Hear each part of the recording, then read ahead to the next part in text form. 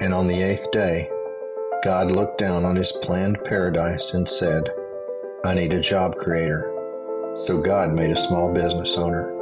God said, I need somebody willing to sit up all night worrying about how to make payroll. I need someone who's okay with paying their employees before they make a single dollar.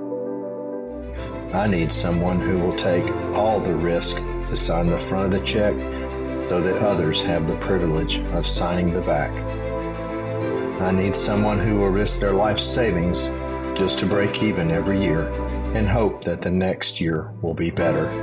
So God made a small business owner. I need somebody with a personality strong enough to handle a complaining customer and yet gentle enough to train a new employee.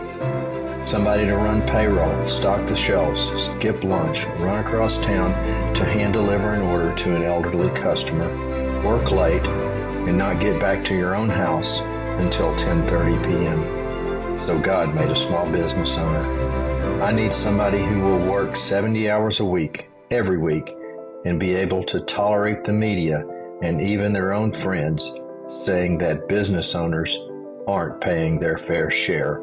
So God made a small business owner. God had to have somebody willing to always put the customer first, sometimes even before their own family.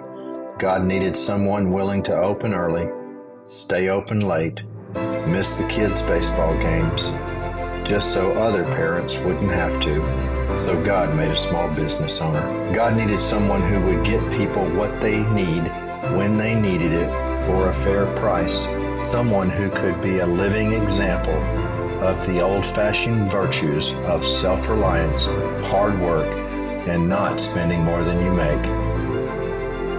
God needed someone to keep the American dream alive. I am a small business owner.